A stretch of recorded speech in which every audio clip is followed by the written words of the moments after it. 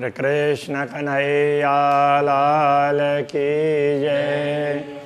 श्री निजानंद स्वामी की जय। श्री प्राणनाथ प्यारे की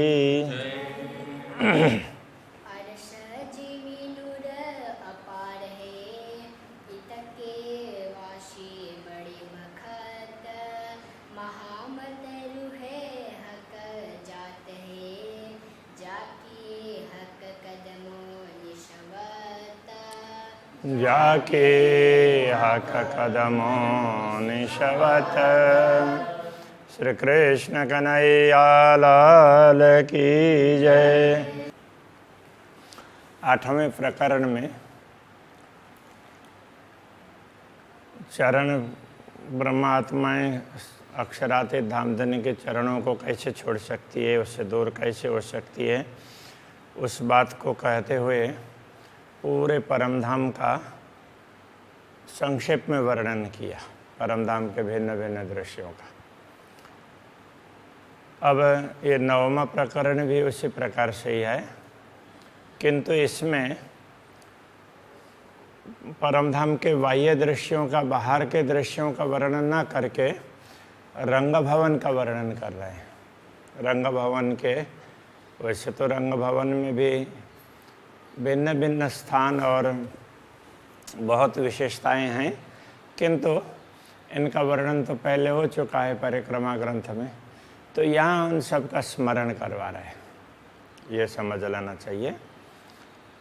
ये भी उसका चरण का संबंध वही बता रहे हैं। अरस अंदर सुख देवही जो रूहों दिल उपजत। अरस अंदर सुख देवही, परमधाम में ब्रह्मात्माओं को अपार सुख प्रदान करते हैं। कौन प्रदान करते हैं? पूर्ण ब्रह्म परमात्मा श्री राज जी। जो रूहों दिल उपजत, ब्रह्मात्माओं के दिल में, या दिल कहने से अंतःकरण भी लिया गया है, कि उनके मन में जो कुछ बातें उत्पन्न होती, जो इच्छाएं उनकी होती है, उनके अनुरूप सब इच्छाओं को अक्षरातीत धामधनी पूर्ण करते हैं और उनको अपार सुख प्रदान करते हैं। ऐसी ब्रह्म आत्माएं सो रूहें कदम क्यों छोड़ई जाके असलाह कनिष्वत। ऐसी आत्माएं अक्षरातीत धामधनी के चरण कमल को कैसे भूल सकती है? अर्श अरवाह भूम खिलवत नूर दसों दिशालरत। अरस अरवाह परमधाम की आत्माएं, रूह और अरवाह, वैसे कई स्थानों में रूहें भी कहा, बहुवचन हो गया, किंतु अरबी में देखा जाए तो रूह एक वचन है और अरवाह बहुवचन है। और रूह का भी कई स्थानों पर रूहें कर देते हैं और कई स्थानों पर अरवाह का भी अरवाहें कर देते हैं। ये हो सकता है कि प्राणनाथ जी ने ना किया हो और परवर्ती संतों ने उनको भाषा का ख्याल न होने से ऐसा किया हो, कर दिया गया हो। हाँ, रूह का रूहें, ये तो भारत में जब अरबी और फारसी उनमें से उर्दू भाषा तैयार हुई तो उर्दू में तो रूह का रूहें बोल देते हैं, किंतु अरवाहें नहीं बोलेंगे। तो जो परमधाम की आत्माएं हैं, अरवाह कहने से आत्माएं हैं। भौम खिलवत, तो वो प्रथम भूमिका, यहाँ भौम कहने से भूमिका, तो वो प्रथम भूमिका के लिए, पर प्रथम भूमिका मूल मिलावा के अंदर विराजमान हैं। नूर दसों दिशा लरत, तो वहाँ अक्षरातीत धामधनी श्री श्यामा जी के साथ में, बीच में, मध्य में सिंहासन में विराजमान है, चारों तरफ ब्रह्मात्माएं। तो इस मूल मिलावे का प्रकाश कोई सागर की भांति वर्णन किया है। तो 8 सागर है, तो वो मूल मिलावे के अंदर भी बताए गए हैं। तो उनका प्रकाश परमधाम में चारों तरफ फैला हुआ है, 10 दिशाओं में उनके प्रकाश, उनका वहाँ का प्रकाश है, उसकी तरंगें लहराती रहती है। सो क्यों छोड़े इन कदम को जाके असलाह कनिष्वत। तो जो ब्रह्मात्मा है ऐसे मूल मिलाव में अक्षराते धामधनी के चरणों में बैठी हो, वो उनके चरणों को कैसे छोड़ सकती है। रूहें 12,000 बैठाए के हक हाँसी को खिलावत है। इसी मूल मिलाव में 12,000 ब्रह्मात्माओं को बैठा करके अक्षराते धामधनी उनको खेल दिखा रहे हैं। खिलाते हैं मतलब उनको खेल दिखा रहे हैं। तो इसलिए हंसी करने के लिए, हंसी करने का तात्पर्य उनका कोई मजाक उड़ाना उस अर्थ में नहीं है जैसे हम लोग माया के कारण करते हैं, अपने बड़ाई करना चाहते हैं और दूसरों को घटाना चाहते हैं, उसके लिए मजाक करते हैं, वैसा नहीं। राज्य किस तरह से मजाक करते हैं, तो राज्य अपने महत्व भी समझाना चाहते हैं। तो ब्रह्मात्माओं में एक प्रकार से ये भाव है कि जब अक्षरातीत हमारे धनी हैं तो हमारा प्रेम उनके प्रति ज़्यादा होना चाहिए। तो उसको वो अक्षरातीत धनी समझाना चाहते हैं, देखो तुम्हारे अंदर जो है वो हमारा ही दिया हुआ है, हमारा ही तो तुम्हारे में है, तुम्हारा अलग से नहीं है। उस बात को समझाने के लिए उनको थोड़ा सा उनकी भूल भी दिखानी होगी। तो इसलिए वो भूल उनको दिखाने के लिए ये खेल दिखा रहे हैं। इसलिए यहाँ का हक हाँसी को खिलावत, हंसी करने के लिए खिला रहे हैं। सो रूहें कदम क्यों छोड़े जाके असला कनेश्वत। ऐसी ब्रह्मात्माएं उनके चरण कमल को कैसे छोड़ सकती है। और हंसी भी इसलिए कर रहे हैं कि उनको प्रेम का ज़्यादा अनुभव करवाना है। तो अक्षरातीत धनी का प्रेम इतना ज़्यादा है, वो अनुभव कर सके, उसके लिए उनकी हंसी होनी है। ले सुख चे बच्चे भौम दूसरी, अब प्रथम भौम की बात हो गई तो दूसरी भौम की शुरू कर रहे हैं। दूसरी भौम में चह बच्चा, तो जो जिसको खड़ो कली कहा वो जलकुंड विशेष, तो वहाँ जलकुंड में जा कर के जल क्रीड़ा करते हैं और फिर रंग भवन के अंदर आकर के जहाँ भूल भुलौनी के मंदिर हैं, बीच में चबूतरा है, तो उसमें बैठ कर के श्रृंगार करते हैं और फिर भूल भुलौनी की अलग अलग लीलाएं करते हैं। तो उसकी बात कर रहे हैं दूसरी भौम में, जहाँ वो जलकुंड खुलता है। महल माए सहस्रजित, जहाँ महल 12 सहस्रजित, 12,000 महल हैं। यहाँ महल कहने से मंदिर, 12,000 मंदिर भूल भुलौनी के जहाँ पर हैं। तो वहाँ लीला करने वाली ब्रह्मात्माएं सो क्यों छोड़े रुए कदम को, जाकी असलाह करने शिवता। वो अक्षराते धामधनी के चरण कमल को कैसे छोड़ सकती है, कैसे बोल सकती है। रुए तीसरी भूमि चढ़ के बड़े झरोखों आवत, तो ब्रह्मात्माएं तीसरी भूमिका में जा कर के बड़े झरोखे में, तो तीसरी भूमिका में से बड़ा झरोखा आरंभ होता है, फिर ऊपर तक जाता है। किंतु बाकी झरोखे तो बहुत हैं, तो ये बड़ा झरोखा है, इसलिए यहीं पर झरोखा हो गया, दहलान हो गई और पीछे चबूतरा है, इन सब को मिला करके ये बड़ा सा क्षेत्र है, उसको प्रतिशाल कहा है, वो पड़शाल।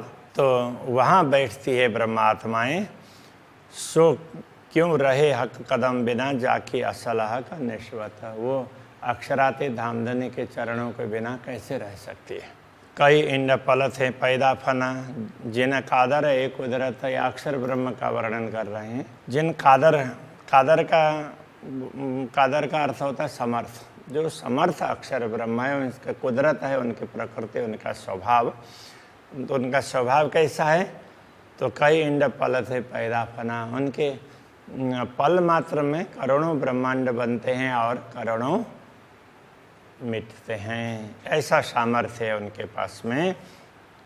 ऐसे अक्षर ब्रह्म ए आवे मुजरे इन स्वरूप के, अक्षरातीत धामधनी के स्वरूप के दर्शन के लिए आते हैं। और यहाँ ये भी कह सकते हैं अक्षरातीत के साथ में उनके मन में इच्छा हुई अक्षरातीत धामधनी कैसे लीलाएं करते हैं, तो उनकी लीलाओं को देखने के लिए इच्छा हुई। तो ब्रह्मात्माओं के दर्शन की भी इच्छा होती है।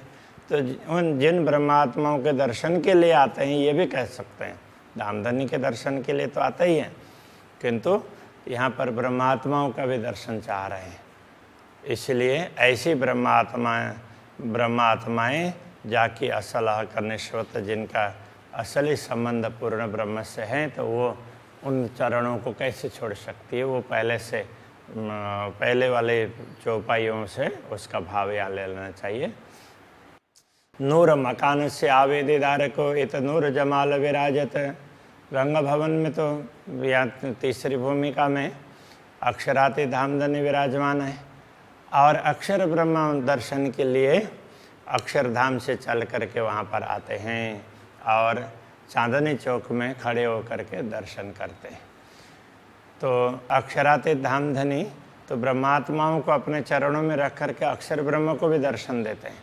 ऐसी ब्रह्मात्माएं रूहें याद कदम क्यों छोड़ई, जिनका चरण कमल को सदैव याद करना चाहिए, उनको ब्रह्मात्माएं कैसे छोड़ सकती है, कैसे भूल सकती है। हक बैठे पौड़े भौमती सरी, आगू झरोखों आरोगत। अक्षराते धामधनी इसी तीसरी भूमिका में वहाँ बैठते भी हैं, बैठते हैं तो झरोखे में बैठते हैं और पौड़ते हैं। तो वहाँ जो दहलान के साथ में जो मंदिर हैं, तो उसमें नीला और दूसरी तरफ का पीला और बीच का ना नीला ना पीला। तो वहाँ पर इन मंदिरों में तो तीन मंदिर, दो तरफ तीन मंदिर, 6 और बीच के 4 मंदिर का दहलान इस प्रकार से तो वहाँ पर है। तो वहाँ इन्हीं अब एक तरफ के उसके दाहिने तरफ के ही मंदिर हैं, दाहिनी साइड के। तो उस मंदिर में तो एक नीला तो एक पीला, और बीच में ना नीला और ना पीला है, दोनों का असर उसमें पड़ता है। तो वहाँ वो विराजमान होते हैं, विश्राम करते हैं और भोजन करते हैं। तो इधर तो उसके लिए ये कहा आगू झरोखों आरोगत, झरोखे के आगे तो वहाँ दहलान में बैठ कर के वहाँ आरोगते हैं। तो ऐसे धामधनी की लीला में रहने वाली ब्रह्मात्माएं रूहें क्यों छोड़े इन कदमों को, इन कदमों को कैसे छोड़ सकती है, जाके असलह का निस्बत। रूहें अरश अजीम की भौम चौथी देखे निरत। परमधाम की आत्माएं चौथी भौम के नृत्य को भी देखती है। ऐसी आत्माएं सोह का कदम क्यों छोड़ई, अक्षराति धामधनी के कदम को कैसे छोड़ सकती है, जाके असलह का निस्बत, जिनका असली संबंध पूर्ण ब्रह्म से है। रूहें अर्श अजीम की 5वीं भौम पौड़ा था, 5वीं भूमिका की बात कर रहे हैं। परमधाम की आत्माएं 5वीं भूमिका में विश्राम करती है। वो भी अक्षराति धामधनी का मंदिर बीच में है और चारों तरफ ब्रह्मात्माओं के मंदिर है। अक्षराति धामधनी के चरणों को अपने हृदय में धारण करके वो विश्राम करती है। तो ऐसी आत्माएं उनके चरणों को कैसे छोड़ सकती है, तो ये कहना चाह रहे हैं। तो सुपने कदम न छोड़ई, जाके असलह का निस्बत। रूहें अर्श अजीम की भौम छठी कई जुगत। तो कई युगत का तात्पर्य तो युक्ति है। अब यहाँ ये समझना पड़ेगा कि छठी भौम में, परमधाम के छठी भौम में तो सुखपाल हैं। तो सुखपाल का सुख भी तो अलग अलग प्रकार के सुख होंगे ना। पूरे परमधाम में चारों तरफ उनमें बैठ करके जा करके घूम करके आ सकते हैं। तो ये कई जुगत कहने का तात्पर्य अनेक प्रकार के सुख, ऐसा समझना पड़ेगा। तो ये छठी भौम में सुखपाल के सुख प्राप्त करती हैं। तो सुख क्यों रहे कदम बिना ऐसी आत्माएं अक्षराति धामधनी के चरणों को छोड़ करके नहीं रह सकती। रूहें अरश भौम 7वीं, अब 7वीं भूमिका की बात कर रहे हैं। जो छप्पर खटों ही चत, और खट छप्पर, तो खट छप्पर कहने से तो वो झूले 7वीं भूमिका में, 8वीं भूमिका में। तो 7वीं भूमिका में झूलों में झूलती हैं आमने सामने। ऐसी आत्माएं सुपने कदम न छोड़े, स्वप्न में भी अक्षराति धामधनी के चरणों को नहीं छोड़ सकती है, जाके असलह का निस्बत। ये अरस भौम 8वीं, परमधाम की 8वीं भूमिका में साम सामी हिंडोलों खटकत, सामने सामने इधर और उधर सामने और इधर से इधर सामने, ऐसे चारों तरफ से एक साथ इकट्ठी होती है। वो खटकना, जैसे कोई चीज़ किसी को खटकती है तो उसका सीधा साधा अर्थ तो चुभ जाती है, ऐसा है। तो यहाँ खटकने का अर्थ चुभना नहीं है, वो झूलों में विराजमान होकर के झूलती है। तो उस तरह से अब वैसे देखा जाए तो झूलों के अंदर चुभ गई, ये भी वो बोल सकते हैं, लेकिन ये क्या है, मूल शब्द अपने यहाँ का नहीं है, इसलिए उसके अलग अलग प्रकार के अर्थ है। तो हम लोग ज़्यादातर खटकना, चुभने अर्थ में प्रयोग करते हैं, इसलिए केवल चुभना ऐसा नहीं है, झूले में विराजती है। तो ये रूहें सुपने कदम न छोड़े ही जाकी असलहा निस्बत। तो ऐसी आत्माएं अक्षराती धामधनी के चरण कमल को स्वप्न में भी नहीं भूलती हैं। अरस रूहें सुख नवमी भौमी सुख सिंहासन समस्त परमधाम की ब्रह्मात्माएं सारे के सारे नवमी भूमिका में तो क्या है, पहाड़ का झरोखा और बाहरी हार मंदिर, तो वो एक लेवल पर, तो वो एक जैसा है। तो वहाँ बैठ करके फिर अक्षराती धामधनी के साथ में बैठ करके चारों तरफ का दृश्य देखते हैं, समस्त मतलब साथ में। तो सिंहासन के साथ में बैठ करके तो देखते हैं। तो जिधर का दृश्य दिखाना होता है तो धामधनी उनको उसी दिशा में ले जाते हैं और दृश्यों को दिखाते हैं। तो सो क्यों रहे हक कदम बिना जाकी असलहा करने से बता। ऐसी ब्रह्मात्माएं धामधनी के चरणों को छोड़ करके कैसे रह सकती है। रूहें रहे वे अर्श में जो सुख झरोखे भोगवता। तो अब ये भी झरोखे के सुख हैं, चारों तरफ दर्शन करना। तो नवमी भूमिका में रह करके इन सुखों को भोगने वाले ब्रह्मात्मा हो गए। सो क्यों रहे हक कदम बिना धामधनी के चरणों के बिना वो कैसे रह सकती है। जाकी असलाह का निस्बत हक हादि रूहें सुख अरस चांदनी अरस अंबर ज्योत होवत। अब ये दसवीं भूमिका की बात कर रहे हैं। तो ब्रह्मात्माएं हक और हादि श्री राज्य और श्यामा जी के साथ में चांदनी में, तो बीच में चबूतरे में सिंहासन है, चारों तरफ चबूतरे में ब्रह्मात्माएं बैठती है। तो कभी कभी तो बाहर के साइड में वो दहलान जैसा है, तो वहाँ जा कर के भी बैठती है, वहाँ से भी बाहर दर्शन, वहाँ से भी अलग प्रकार का आनंद दिलाते हैं। तो ये चांदनी का प्रकाश कितना है, अरश अंबर ज्योत होवत, पूरे परमधाम के आकाश में ये प्रकाश छा जाता है। तो ऐसी लीला में रहने वाली आत्माएं सो क्यों रहे हक कदम बिना धामधनी के चरणों को छोड़ करके कैसे रह सकती है। जाकी असलह का निस्बत सकल भौम सुख ले वही रूहें हक कदम पकड़ता। अक्षराती धामधनी के चरणों को पकड़ करके, कहने का तात्पर्य उनके सानिध्य में रह करके परमधाम के सभी भूमिकाओं का, रंगमहल के सभी भूमिकाओं का लाभ लेती है ब्रह्मात्माएं। ऐसी ब्रह्मात्माएं सो क्यों रहे इन कदम बिना, इन चरणों को छोड़ करके कैसे रह सकती है इनके बिना। आई नजीक जागनी, पीछे तो उठ बैठा था, तो कहते हैं देखो अब तो जागने का समय आ गया है। बाद में तो उठ करके जागृत होना ही है, परमधाम में बैठे ही हैं, तो जागृत होना है। हाँसी ओसी भूली पर, जो हम माया को देखते हुए भूल जाते हैं, तो इस भूल पर हंसी हो जाएगी। तो इसलिए अब सचेत हो जाओ, ये कहना चाह रहे हैं। तो जिनको जाकी असलह का निस्बत, जिनका असली संबंध पूर्ण ब्रह्म से हैं, ऐसी आत्माओं पर हंसी होगी, इसलिए सचेत होना चाहिए। रुएं हुक्म ले दौड़ियो मूल तन अरस में उठत।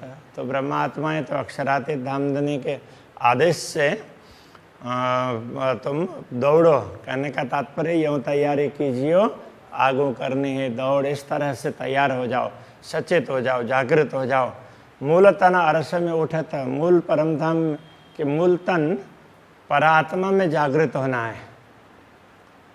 तो हाँ कहाँ शशि तुम ऊपर, तुम यदि जागृत नहीं होगे तो धामधनी तुम पर हंसी करेंगे। रुएं क्यों भूली ए निस्बत। तो ब्रह्मात्मा इस संबंध को कैसे भूल सकती है। तो इसमें कहने का तात्पर्य तुम सचेत हो जाओ, जागृत हो जाओ, अन्यथा धामधनी तुम्हारे ऊपर हंसी करेंगे। तो इस दृश्य को तुम कैसे भूल सकती हो। आया नजीक बखत मोमिनो, क्यों भूली आदि नश्यत। अरे ब्रह्मात्माओं, जागृत होने का समय आ गया है, इसलिए सतगुरु के उपदेश को, नश्यत उपदेश, उसको तुम भूलो मत। जो सुपने कदम न भूलिए, हंसी कसों ले निश्वत। यदि स्वप्न में भी धामधनी के चरणों को नहीं भूलेंगे तो हंसी कसों ले निश्वत। जब जागृत होंगे तो हम भी खुश हो जाएंगे धामधनी के साथ में, तो हमें भी लगेगा कि चलो हम भूले नहीं, हम सचेत रहे, ऐसा होगा। और ये विश्वास होना चाहिए, अब इससे जागृत हो जाओ। इसके लिए लाहा लीजिए दोनों ठौर का, सुनो मोमिनो कहे महामत। तो महामती कहते ही ब्रह्मात्माओं सुनो, दोनों स्थानों का लाभ लेना चाहिए। एक तो दुनिया, तो दुनिया में भी जागृत होकर के दूसरों को भी जागृत करो, तो एक लाभ हो गया। और परमधाम में जागृत होते हैं और वहाँ पर फिर भूल गए हैं ऐसा करके, तो वो उस समय हास्य का पात्र नहीं होना पड़ेगा। तो धामधनी भी कहेंगे ओ तुम तो बड़े अच्छे रहे, तो तुम भूले नहीं, तो दोनों ठौर का लाभ हो गया ना। तो इस प्रकार से लाभ लेना है। क्यों सुपने ए चरण छोड़िए, जाकि अपनी असल निश्वत। इसलिए स्वप्न में भी इन चरण कमल को छोड़ना नहीं चाहिए, क्योंकि हमारा असली संबंध इन्हीं चरणों के साथ में है। इस प्रकार से चरण कमल की महिमा समझाइए। तो ये 3 या 4 प्रकरणों में तो ये चरण कमल तो शुरू से ही है, किंतु तो जाकि असल हक निश्वत, ये चतुर्थ चरण के साथ में शायद 3 प्रकरण हुए हैं, इसके द्वारा इस प्रकार समझाया। अब दूसरे प्रसंगों को समझाएंगे, तो अभी के आज के प्रसंग को यहीं पर रखते हैं। श्री कृष्ण कन्हैया लाल की जय। अपनी असल निस्वत,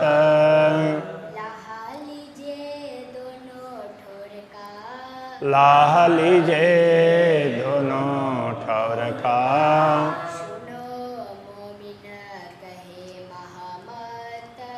सुनो मोमिनो कहे महामत।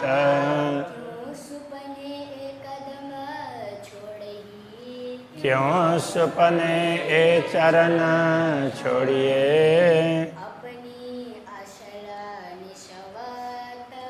अपनी असल निस्वत।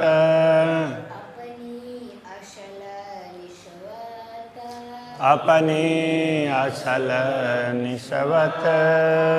कृष्ण कन्हैया लाल की जय, श्री सद्गुरु महाराज की जय, श्री प्राणनाथ प्यारे की जय, श्री पांचनौतनपुरी धाम के जय, जगत गुरु आचार्य श्री 108 कृष्ण मणि जी